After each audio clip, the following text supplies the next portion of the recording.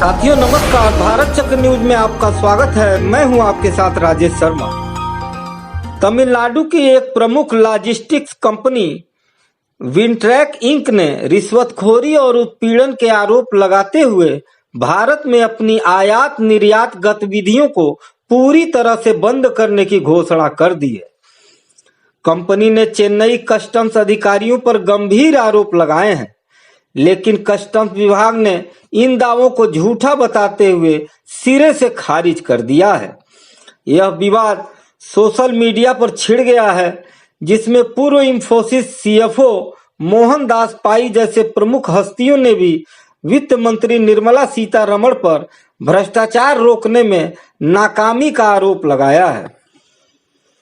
Electronic gadgets, health care और life style उत्पादों के आयात में महारत विनट्रैक इंक ने 1 अक्टूबर 2025 से भारत में अपना सभी कार्गो संचालन रोकने का ऐलान किया। कंपनी ने कहा, 1 अक्टूबर 2025 से हमारी कंपनी भारत में इंपोर्ट एक्सपोर्ट गतिविधियां बंद कर देगी। पिछले 45 दिनों से चेन्नई कस्टम अधिकारी हमें लगातार परेशान कर रहे हैं। इस साल 2 बार उनके रिश्वत लेने के तरीके को उजागर करने के बाद उन्होंने बदला लिया और भारत में हमारे कामकाज को पूरी तरह से ठप कर दिया और हमारा बिजनेस बर्बाद कर दिया। इन मुश्किल समय में हमारा साथ देने वाले सभी को हम तहे दिल से धन्यवाद देते हैं। जब इस मामले में विवाद बढ़ा तो कंपनी के संस्थापक प्रवीण गणेशन ने एक्स पर पोस्ट करते हुए कहा, पिछले 45 दिनों से चेन्नई कस्टम्स के अधिकारियों द्वारा लगातार उत्पीड़न का सामना करना पड़ा है। इस साल 2 बार जब हमने उनकी रिश्वतखोरी को उजागर किया तो उन्होंने बदला लिया, जिससे हमारी व्यावसायिक गतिविधियां पूरी तरह ठप हो गईं और भारत में हमारा कारोबार तबाह हो गया। कंपनी ने दावा किया है कि एक शिपमेंट को रिलीज करने के लिए 2.10 लाख रुपए की रिश्वत दी गई। उस सामान का मूल्य मात्र 6.25 लाख रुपए था। गणेशन ने स्क्रीनशॉट शेयर करते हुए अधिकारियों के नाम लिए और कहा, हमारे पास सबूत हैं। क्या कस्टम्स उन अधिकारियों पर कार्रवाई करेगा जो रिश्वत लेते हैं? यह विवाद एक विशिष्ट शिपमेंट को लेकर भड़का, जिसमें यूएसबी चार्जिंग केबल्स शामिल है, जिनमें बिल्ट इन रिचार्जेबल बैटरी लगी हुई थी। विनट्रैक के अनुसार इन 8 अनडिक्लेयर्ड बॉक्सेस को चेन्नई एयरपोर्ट पर रोक लिया गया था, क्योंकि बैटरी वेस्ट मैनेजमेंट रूल्स 2022 के तहत central pollution control board CB से सर्टिफिकेशन की आवश्यकता थी।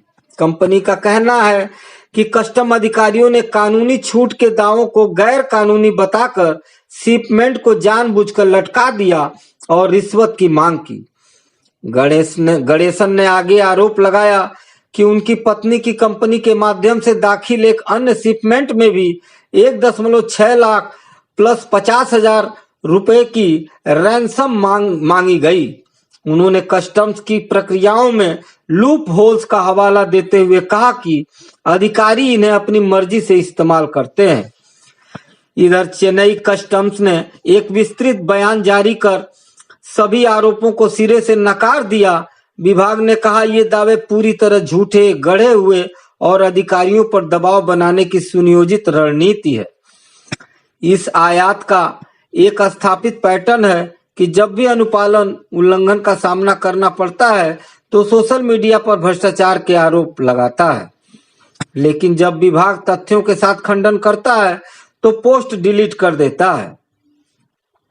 कस्टम के अनुसार शिपमेंट में मिस डिक्लेरेशन और मिस क्लासिफिकेशन पाई गई है, जिसमें यूएसबी केबल्स को बैटरी उत्पादन के रूप में घोषित नहीं किया गया था। विभाग ने साफ किया कि सुनवाई आयोजित की गई, देरी को समायोजित किया गया और बॉन्डिंग परमिशन दी गई ताकि डिमरेज लेट फीस कम हो।